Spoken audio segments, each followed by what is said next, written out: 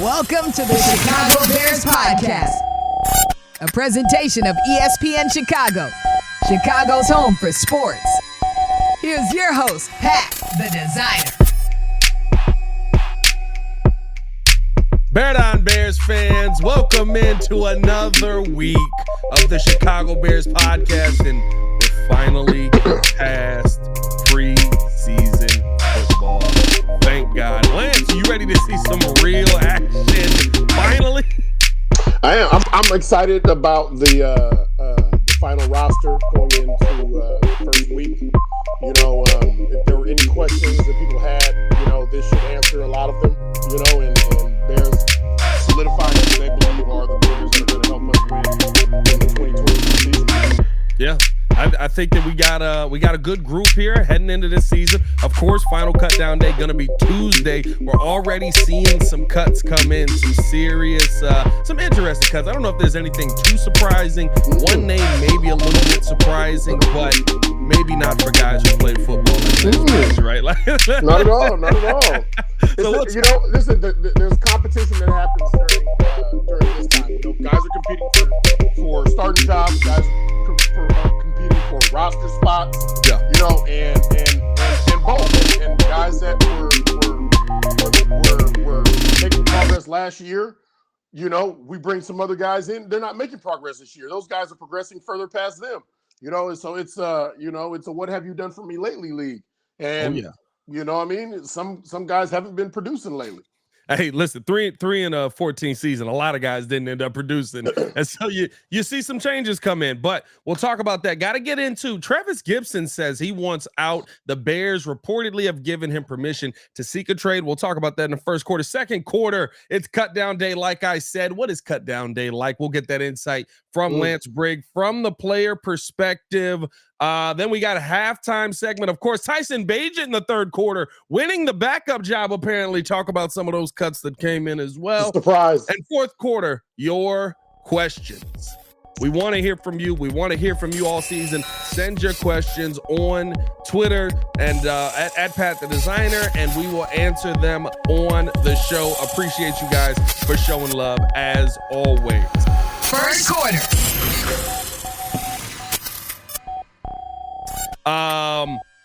Let's jump straight into this, right? Let's get right to it. He seems like he is I'm a little surprised here. I'm not going to lie. I thought that he was a guy that would want to be on this team, would want to be able to make a name for himself, but there are some question marks around him, right? 7 sacks 2 years ago, 3 sacks last season, and it seems like he's behind Dominique Robinson. He's behind Rasheem Green on the depth chart right now. Lance, should the Chicago Bears look to trade Trevis Gipson? Oh, I mean, they gave him that open door. They opened the door for him to do that. You know, it was really a last spot that he was competing with against Terrell Lewis, and Terrell Lewis kind of solidified that deal. You know, this past weekend. Look, this stuff happens. You know, one day you're in everybody in the light. When the next you're in the dark, you know, and at least the Bears are opening the door to allow him to seek a trade. I'm pretty sure he saw it coming. You know, he knew he was probably on the bubble and he was competing and probably saw that. Listen, I'm not outplaying this guy. I'm not outplaying the guys that I need to outplay right now. So I need to seek somewhere where I might have a better opportunity because that opportunity has kind of come and gone here now. Here's the weird part for me, though, right? Like when I look at the preseason and the camp that Trevis Gipson had coming into this season, to me, he's performed better than Dominique Robinson. We haven't even heard Dominique Robinson's name in the backfield. His job is to get to the quarterback, right? When I look at Rasheem Green, when I look at, Terrell Lewis, I think you got a good one. That was a good name to pull up. I think that he did solidify himself. But Trevis Gipson, to me, is better than both of those guys who are ahead of him right now. And I'm actually confused why he's so low on this depth chart right now. Like that's the part that has me lost. I get it, right? Like maybe how much of the scheme fit go into comfortability for a player, right? Because when he had that 7 sack season, if you remember, that's a 3-4 defense, not a 4-3. Do you think that could play something into it? Well, the scheme, the scheme the scheme matters a bit. Some players do fit certain schemes better than others. But, when you get into third and long situations, you're not running a 3-4. You're running a four-man front, what I mean, or some sort of variation, where you're running some sort of game. But for the most part, when you get into that nickel style defense, you're rushing four. So, it's – I don't know. I don't know. I don't really have the answer for that one. It's just weird, right? But the Bears seem to think that these other players are a better fit for what we're doing right now. When you look at Trevis Gipson, to me he looks like he has a type of body that can transition to whether you're playing a 3-4, 4-3, no matter what. Like he's a rush. He's a rushman. He looks like a rushman to me. Probably more of the physical nature, a bigger guy, but it wasn't whatever he's doing. It wasn't good enough this year. It's just I don't know, man. I wanted to see him kind of have that bounce back year. You thought he was going to be a part of this front. I get it, right? He moves further down on the depth chart by a lot. Once you get Yannick Ngakoue, right? Like the second you get him, it's like, hey, bud, like it's okay if you want to leave. Like that's fine. Mm-hmm. And so what about the day before that? We're like, hey man, we know we love you. We know you're gonna turn it around. And then the call comes in. The call comes in. It's like, hey fella. I mean, that's how it goes, right? That's how quickly it happens. You're not happy here, right? You're not happy here. Well, make a phone call, man. You're entitled to that. That's how quickly it happens. Like we literally were talking about Trevis Gipson being one of the main parts of this defense, coming in, hoping he has this bounce back year, and just that quickly, right? He requests a trade. Now I will say this, right? Mm-hmm. And they're kind of trying to make their name in the football world. They're a little bit newer in the football world, but he is a clutch sports guy. Now, if Lance, you're a big NBA fan, right? Listen, you know how it goes when you sign with Clutch in the NBA. Somehow you end up on LeBron James's team. Right? That's not a bad team to be part of. It's not a bad team to be part of, right? But there's a little chicanery there going on, in my opinion, right? LeBron's best friend owns this agency, and everyone who signs there ends up on Bron's team, right? Like, a little nepotism, maybe. I don't know if that's how it works, but do you see a scenario like this where in the NBA it becomes very prevalent? Do you see something where that could actually come into the NFL world where right now, right, Trevis Gipson seemed like he was going to make this team, he was going to be a part of the team, and then, hey, I would rather you guys trade? Yeah, I mean, that's going to happen all the time. You have in college, you have the transfer portal. So there's more kids that are transferring out, for whatever reason, dislike of the coach, mostly it's a situation that's not beneficial to me, and when I was in college, the coach that recruited me, Dick Tomey, ended up getting fired 2 years into my college career. If had the transfer portal been available, I would have transferred out of Arizona after those 2 years. Really? Because it was number one. I didn't know who was coming in, and after the first few meetings with the new coach John Magovic, I would have known that this isn't going to be the place for me. This isn't the direction that I came here for. And so I mean that's just but that's the same thing for these pros. Same thing happened for these pros. Hey, this isn't a situation that is beneficial for me anymore. And it goes both ways. The Bears are saying the same thing, and Gipson's saying the same thing. And because they're allowing him to seek that trade, right? That's you saying basically the Bears are like, hey, whatever you want to do to make you happy, brother. Right. But it's going to be interesting to see kind of what the Bears are going to be able to get out of this. I mean, listen, I like Trevis Gipson as a player. I think he's going to be able to go somewhere and play a good role on someone's team. I asked this on the post-game show after the Bears versus Bills game with Peggy Kaczynski over there. Could this be a scenario where it's been reported that the Chicago Bears are interested in bringing in a guy like Chris Jones? We know what Chris Jones can do, 15.5 sacks, dominant player. Could this be a try to win-win scenario, throw Trevis Gipson in there with a little bit of draft capital, try and sweeten that pot a little bit to get Chris Jones back? What for? I mean, listen, not to take anything from Chris Jones. He's an all-pro type of player. Yeah. But what do we benefit from the now when we're trying to build the future? Yeah. Right. You know what I mean? Like we're trying to build the future right now, and the future has got to be built brick by brick, not by calling somebody in and getting that extra, that crane, that extra crane and or that new technology that's going to build it faster. No, let's build it the right way. Let's build it the right way. We have our pieces. We have our pieces that we're putting in this year. We should be better this year than we were last year. Yeah. And then the goal the following year is to be better than we will be this year, with the picks that we have. We have some good picks. We're putting together a solid core, and let's continue to build upon it. And then we can build a championship for years to come. Would a Chris Jones move be something that you do when you're near championship level, not when you're trying to build it up? That's more where you lean on that? In my opinion, yeah. I mean, it's whether you're knocking on the door or you're coming off a championship and now it's just pluses because now at this point you have a winner in Justin Fields. You can plug and play just like they do in Kansas City with Patrick Mahomes. There are certain things that you can do, but right now, I think we're still trying to find the right core, get our real identity on defense. Try to get our identity on offense. We're trying to solidify our offensive line. We're still building on our defensive line. So there's a lot to have that we can. There's a lot that we're still building, and if we trade a lot of what our future is to get a Chris Jones, then it to me it gives us we have to take a step back now. Yeah. In what we're trying to build, which is the future. It sets a timeline on it almost, right? Like all of a sudden it's just like, all right, we got to win now while Chris Jones is still going to be able to go out and get 15 and a half sacks. And I think I loved bringing in Mac. I really did, but it was a home run swing. And all of a sudden when Mac in year 2, year 3, year 4 wasn't the same player that he was in year 1, it was like, okay, you swung for the fences. Yes, Oakland messed up every single pick that you gave them, which is kind of impressive. I actually think Alex Leatherwood was one of those picks who the Chicago Bears also just cut.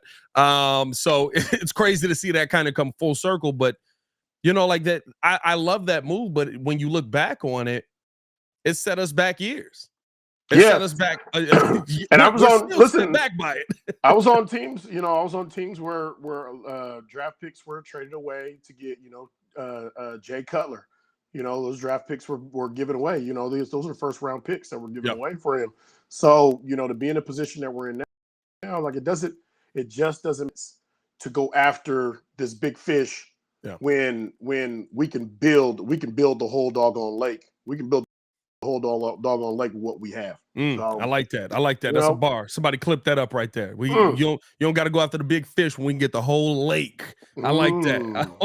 And let's jump into the second quarter here, Lance, with the bars out here. Brought to you by Hard Rock Casino, Northern Indiana. See Gypsy Kings featuring Nicole Reyes on September 29th at Hard Rock Live. Tickets on sale now at Ticketmaster.com. We're at second quarter. Actually at the Hard Rock Casino yesterday for Football Fest. Good time, man. A lot of Bears fans out there. Saw a lot of Briggs jerseys. I want to say I saw 3-4 Briggs jerseys. You saw Briggs jerseys? Sure, I saw some Briggs jerseys out there. Otis Wilson? It could have been a Doug Buffon or Otis Wilson. No, they actually had your name on it. It said Briggs. Like I was able to see it. It said Briggs. You were good. You were good. That's the wild part. See, here's this is a total sidebar. So for me, now at this point, I would buy a Briggs jersey or an Urlacher jersey or whoever's jersey now of players that I know. I have a hard time buying current players' jerseys because that's a lot of money to throw on a jersey and be like, hey, I love this guy. And then they trade him a week later. Right? Like you can get a Fields jersey. I can get a Fields jersey. I probably could. I could feel confident in that. A little more confident. You know what I mean? Mm-hmm. I have a tough time buying current players' jerseys in general, right? I still don't have a Zach LaVine jersey. My son has a Zach LaVine jersey. Does he? Oh yeah, I'm sure, man. I'm sure. Like that West Coast vibe, like how Zach get down out there. But it's always one of those things where either the guy's gonna get traded away, or I'm just waiting for him to I want to root for you and show you the love, but then I wanted a Kobe White jersey when he got drafted, and Kobe White ain't that good right now. I hope he get there, but he ain't that good right now. You know what I mean? I like the wait and see. I like the wait and see approach. Would you have bought a young Luol Deng jersey? I had a Luol Deng jersey as a kid, actually. You did, right? I bet you had Derrick Rose. Come on. I had a Derrick Rose. It wasn't a jersey. Remember they did the NBA switch to the t-shirt things? T-shirt deals, yeah. Yeah. I had one of those. Because I was like, I could wear this as a regular shirt. I'm out here. Right. Okay. So, but we'll see. I don't know, man. I don't know. It's just me. And let's jump into the second quarter, though. Lance, cut down days here. I mean, literally, as we're doing this podcast right now, people are getting cut. Like I see it coming through. Fontaine has just been informed that he will be waived. Or I'm sorry, Darius Fountain has been informed that he will be waived. The names are coming in. What's cut down day like around the building? Is it a dark day in the building? Is it like? Depends on who you talk. I was lucky enough not to have any dark days or feel like any of those dark days were coming for me.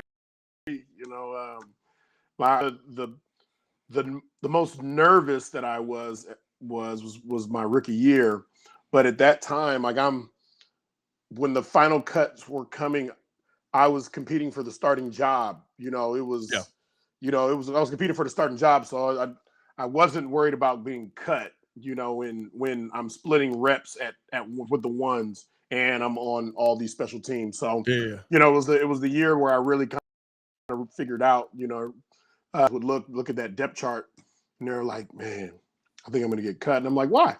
They're like, I'm on the 3s and 4s on all the special teams. I'm a backup. Like, that's the sign that he's like, I started at the beginning of training camp. I was a 1. Yeah. Now I'm a 3. Yeah. That's a sure sign that I'm getting my walking papers. That's tough. Right. That's tough. Yeah. But those are the signs. Like a lot of guys will look at that special teams roster or every day, and they'll see themselves move down. They're like, man, I got to get back up. I got to find a way to get myself back into the ones there, because that's what staying power means. But for me, I was me and Peanut, we were in a different group. Yeah. We always wish people well, wish they would come back and stuff like that. But we knew that we were part of the core. Was there somebody who got cut on that could have been on you guys' team that you then later in the season looked back and saw him on another team and like, man, he would have been nice to have here? Shoot, I can't remember some of these names. I can't remember. You're not getting old, are you, brother? You're not getting old on the side. A lot of years. Listen, my brain works a specific way. Okay, yeah. I have our the freshman script and game plan. I have the 8U practice schedule.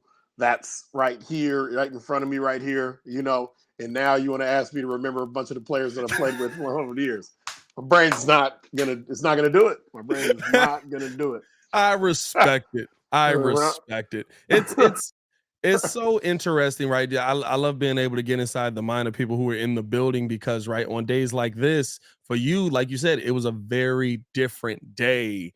Was there a sense of pride in that? Was there a sense of, we got something that we build in here, right? Like, what's the feeling of knowing I'm good? It's definitely a feeling of knowing. And I had felt, I felt that way before I even touched the field in Chicago. But I remember our last, I was rocking the number 91. Now, when I got the call, T-Med called and he said, hey fella, he said, we got 2 numbers that you can wear. He said, you can wear number 59 or you can wear number 91. And I said, I'll take 91. He said, no, you don't want 59? I said, nope. Because in my head, I'm like, if I take 59, I'm going to be stuck with that number for my whole football career. So there's a chance that I may change numbers. I'll change out of the 91. And if I'm going to have to wear one of these 2 numbers, I'd rather wear 91. So I rocked 91. Then on the final cuts, as soon as the final cuts happened, Warwick Holdman, he comes up to me in my locker, and Mike Caldwell just got cut. He was rocking number 55. If I were you, I'd run over there and get it and get that number. so you get out of that nasty 91. so I was like, really? And he's like, yeah. So I sprinted from there to the locker, to the equipment room. And I said, T-Man, can I please have number 55? He was like, hold on, Hoss. Hold on. He's like, you want? Well, I'll let you know. It was one of those, you know what I mean? He couldn't just give it. Yeah, You know what I mean? yeah. He was like, you couldn't just give me confirmation then. But by the next practice, I had number 55, and I was a very, very happy man. And thank goodness, because if I'd had 59, probably never would have had. Hey, that's a crazy story to hear, because especially like the fact that it's like, hey man, he just got cut. You gotta go. Hold on now. Wait a minute. They let him go? I'm in there. Like, it's like you said there's perks to everything, right? There's perks to everything. And that's the business. I always liked Mike Caldwell, you know what I mean? He was one of the linebackers, the older guys that really helped me out, you know, but and I hated to hear he had gotten cut. But that number's free? Oh, that 55? Oh, yeah. Oh, no, I'm on it. I will honor it. I will pick up the flag and carry it for you, Mike. Don't worry. Lance, she said, I didn't cut him. I didn't cut him. It wasn't on me. Don't blame me for that. Oh, man. I love it. We're having a good time here. We got to keep this thing rolling along. There's so much to get into, because we have, I will say this. I'm not surprised based on how football normally goes, but I'm surprised based on how the Bears have done things in the past. I think this is actually another thing that is a feather in the cap of changes in Chicago. And we'll talk about that once we get to the third quarter. But first, we got the halftime segment here. And Lance, yes, FIBA basketball is going on right now, Lance. And I got to ask you this, because Noah Lyles, a track runner for America, I believe he did win the gold medal.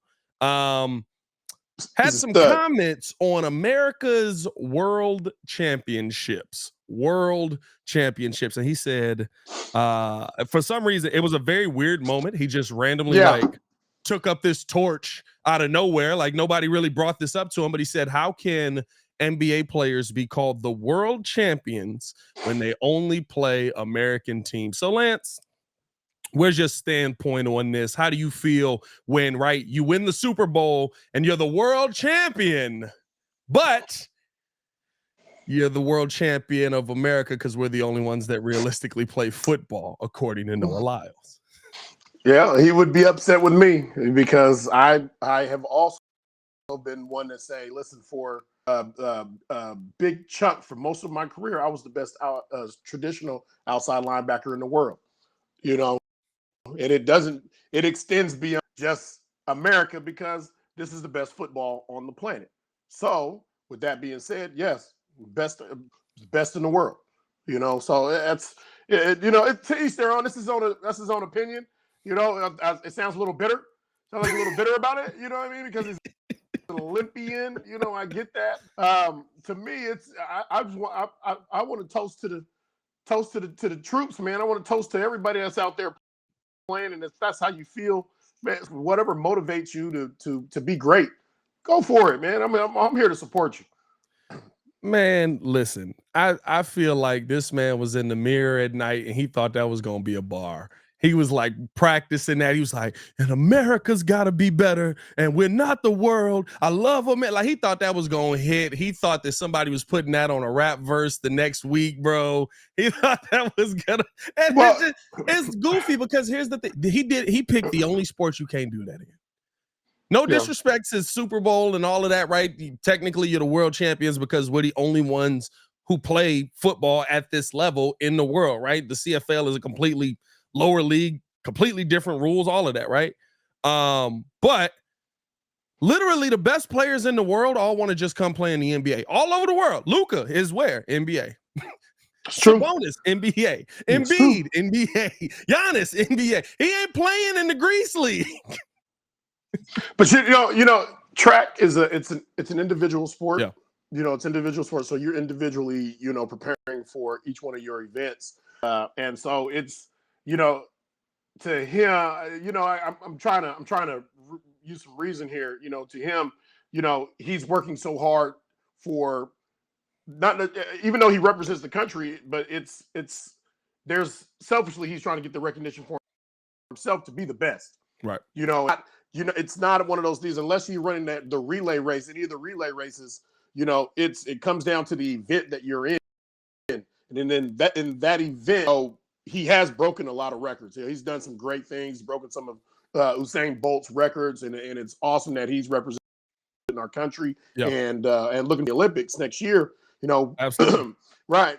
And so I think it's a little bit easier to see a situation, especially when you're playing a sport that is it's not a non-team type of sport. It's more on you. It's more right? on like you.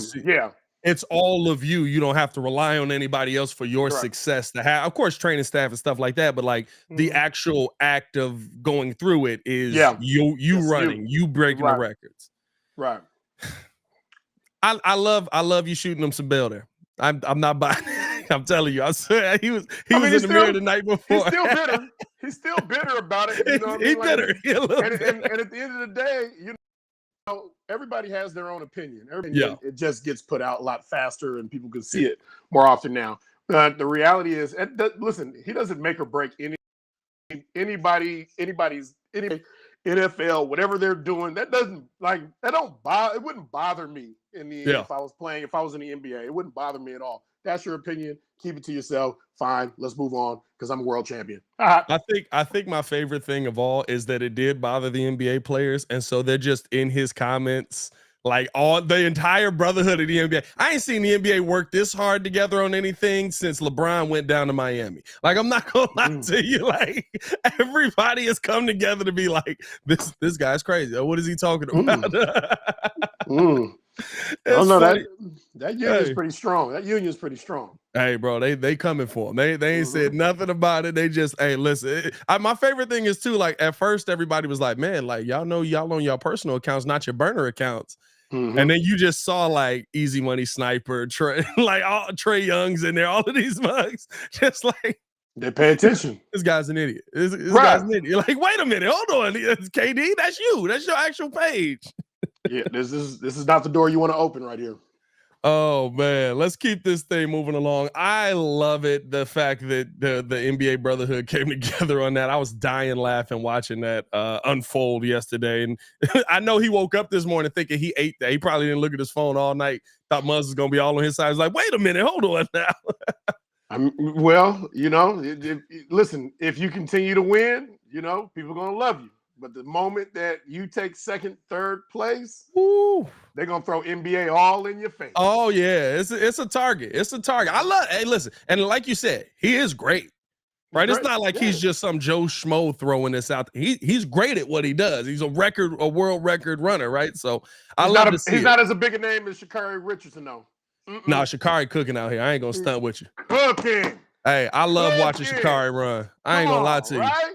I love watching Sha'Carri run. Love her story. Love what's going on, man. And she's just it's amazing to see her thrive right now. And she's so unapologetically herself. Like but I love it, right? Because she's not unapologetic. She's not unapologetic because she apologized. She apologized to the world about what happened in the past.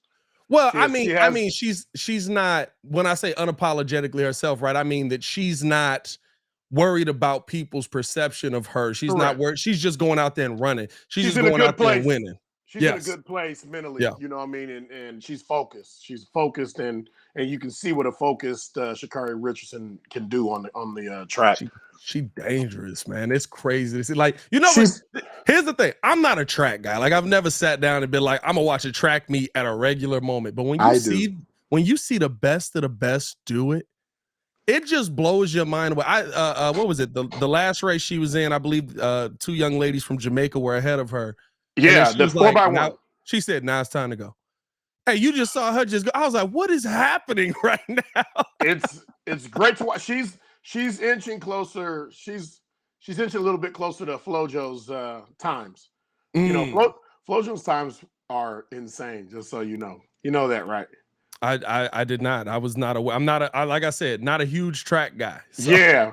Flo, yeah. If you get a chance, just Google FloJo and watch her run, and you'll be blown away. Like there's no one even close to her. And these ladies now are starting to get a little bit closer to FloJo. How far? When was FloJo running? Shoot, 80s. 80s? Okay. It was 80s, right? Hold on. Late What is 80s? her? What's her full name? You saying FloJo? Maybe I do know who this is. Florence Griffith Joyner, I think. FloJo. Oh, okay. Yeah, that I know. I didn't know that they shortened it in the track and field world. I didn't. Oh yeah. I didn't know. The people that knew her, we used to call her FloJo. You know, okay. All right. Did he just flex on me real quick? Did Lance just flex on me? I think I might have met her in passing when I was a baby. You know what I mean? But we call her FloJo now. I love it. No, man. So how far behind Sha'Carri or behind FloJo is Sha'Carri right now? So I think Sha'Carri ran a 10.65. Okay. Right. Okay. I think now I need to, I want to make a liar out of myself, but I think FloJo ran a 10. She ran a 10. Florence Griffith Joyner ran a 10.49. 10.49. Yes. 10.49. That's insane. That's insane. It is. Now see, right. Here's the part. See, I was gonna do a quick halftime, but now that we here, right? Here's the part where it's like on the flip side of that, did you see Kevin Hart running a 40? Yes. Oh my God. Kevin Hart tore his entire lower half of his body. Yep. He sure did. He sure did. He pulled up. So when I asked you last week, would you come back for a certain amount of money? Are you like Kevin Hart when he said 44 told him to sit down? Yeah, I just try to remind you that is there an amount of money that would get me out of the field? Yes, there is. That's for most of us. Whether you played football or you didn't play football. Right. Hey, how much would you take $10 million, get in the ring with Mike Tyson in his prime, 1 round, go 2 rounds in 1 round? Yeah, I'll do it. Of course, you know what I mean? But does it mean I should? I should not be on the football field playing at all, and along with a lot of these other retired players. We should not be doing it. This is the tough part. The toughest part about it, right, was I was watching it because they got the video out there, him running now. And he actually was keeping up. I was like, oh, he actually is like fast. Like, I guess that shouldn't surprise me that much. Even at 44, that he's still pretty fast, but he ain't fast no more. He said I tore everything. He said he tore his abductors. Yep. Oh my God. All right. Okay. It's gonna hurt. You can't even laugh. You're gonna hurt to laugh. Oh my God. He said everything is messed up. Hey, get well, Kevin. That's what we'll end this one and stop trying to compete with it. He said, well, he stopped. Life stopped him. Third quarter. Let's jump into this third quarter. Because in the third quarter here, not gonna lie, not to say that I'm surprised that Tyson Bagent is the number 2, but the fact that he won the job. And what I think is very different about the Chicago Bears now than what we've seen in the past is he won the job over somebody who they paid, and they didn't keep him around. PJ Walker gets cut yesterday. Were you surprised when you saw that news come through, or were you like, this is how the NFL should work? This is how the NFL should work. I've seen it happen the other way time after time after time, where they keep the safe pick and they say, you know what, even though the younger guy outplayed him, it's like, well, we haven't seen this guy really play, and what we'll do is we're going to cut the young guy and see if we can get him signed, and we're going to keep the savvy vet, the old vet. Yeah. And to me, it's like if you've shown me what I need to see out of you, then I want to try to let's roll the dice with you. Yeah. Let's take a chance with you. There's so many veteran quarterbacks that'll be available, some retired that'll come out of retirement, but there's so many guys that you can get in here that have played this game for years, if this project doesn't work out. But we have a guy that can come in here that's got ice in his veins and he's making the throws. He's sitting in the pocket. He's making the right decisions. He's moving around the way he's supposed to. Why not give him a chance? We may not see this guy. We may not see this guy anyway, because if Justin stays healthy all year, we may not see him at all this year. But if we do, let's see what he's got when he comes in. And I think that's the part that listen. I love the Bagent story. I love that he's the young guy coming in. He's going to be able to back up Justin Fields. He's going to be QB2. I love the story. I'm not going to lie to you. I love the story of his dad more than anything. The fact that he's the greatest left-handed arm wrestler of all time. Like, that's just insane to me and hilarious. Like, and he's got a full podcast called Tell Me I'm the Greatest. Was Sylvester Stallone, did he play him in Over the Top, the movie? Literally, he could be the same guy. Oh. I'm not even kidding you. He literally looks like that. You got When I tell you, because remember, right, the moving over the top is what? You turn the head around. Turn the head around. And somehow Sylvester Stallone gets his lip all the way by his cheek.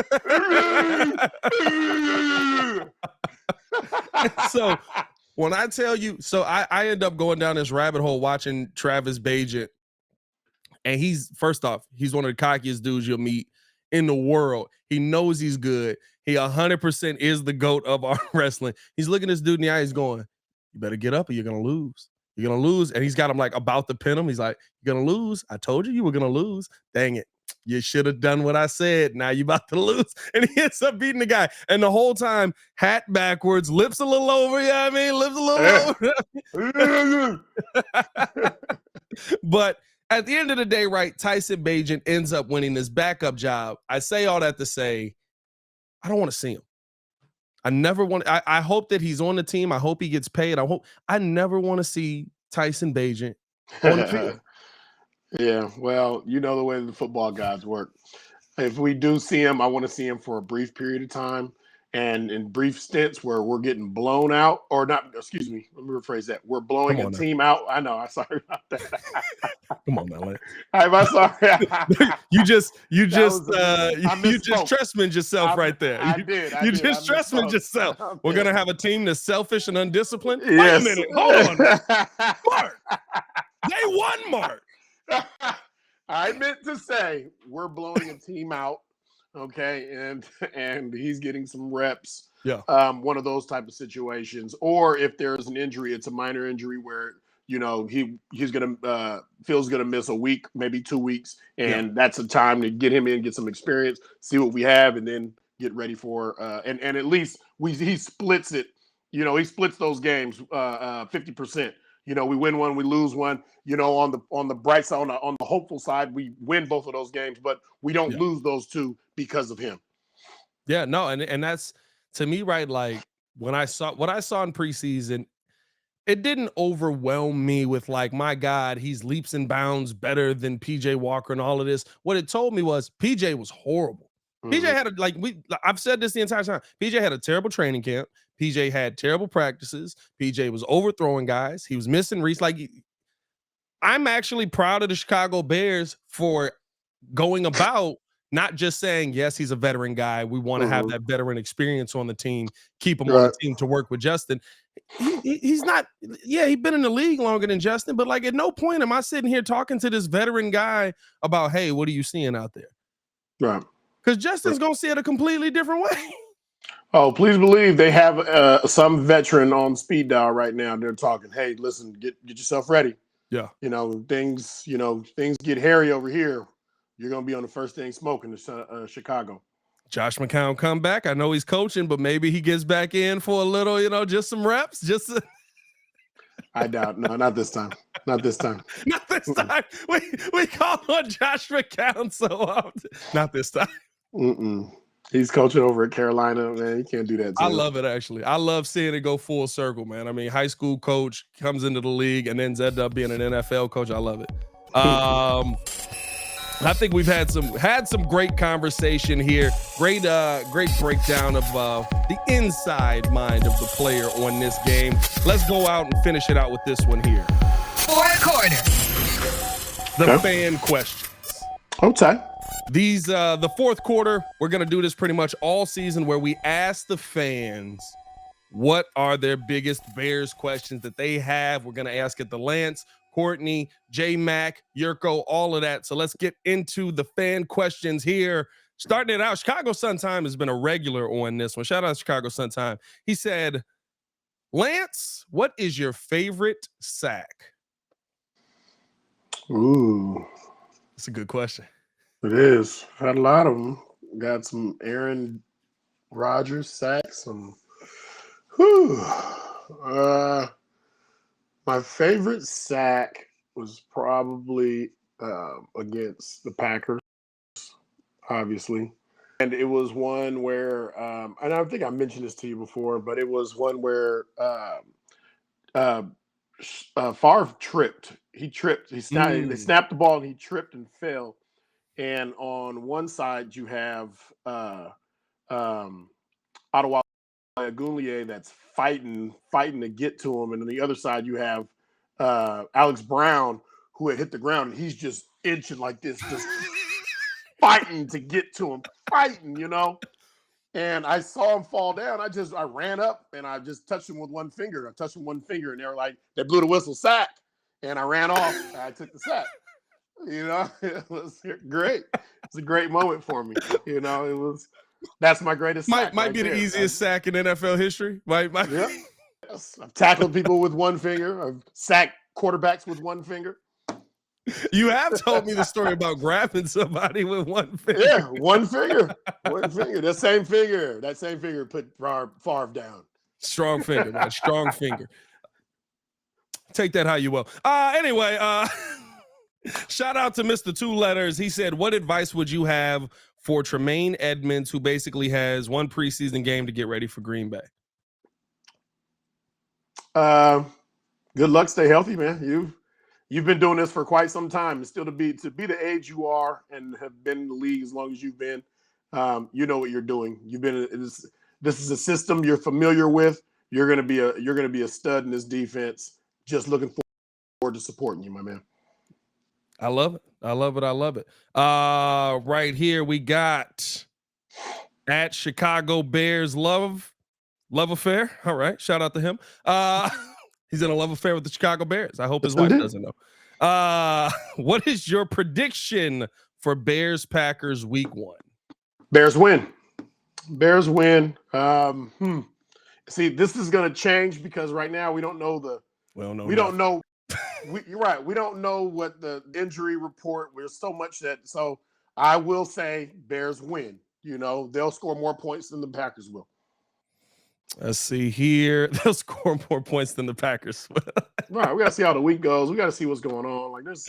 We don't. I mean, that's an honest assessment of it too, right? Because listen, I hope the Bears come out and absolutely dominate this Packers team, and I do think that there'll be a win no matter what. But this offensive line there's a lot of question marks right now heading into week 1. Like I don't feel I haven't seen one snap of Nate Davis yet. And he barely took any snaps in training camp, in practice, like. And your boy Tevin hurt again. Why you got to be my boy? Like I like Tevin, but you got to be my boy. Like I don't like how you threw that on me. Tevin's the one that's tough. Tevin's the toughest one because it changes everything that you wanted to do. At least, right? You still have Cody Whitehair who's able to slide over there. He's got the club on his hand. Did you ever go up against somebody who had the hand clubbed? Yeah, trying to get through the line all the time. I used to go out there with my hand club, both my hands club. I had one on this side. Were you a guy that used it on the weapon as a weapon? As a weapon, my body was a weapon. Okay, my body was a weapon. All right, I think we're gonna end the podcast on that note right there. I like that one. That's good. That's where we're gonna end it there, ladies and gentlemen. Appreciate you guys for showing love to another edition of the Chicago Bears podcast. Hit that like button, subscribe to the page. By the designer Lance Briggs. Leave a 5-star review. You're not getting this content anywhere else. Access. You're gonna be able to talk with us in the fourth quarter of every single podcast. So stay tuned in. What is a sense of questions? Y'all stay safe out there, Chicago. Bear down. Peace.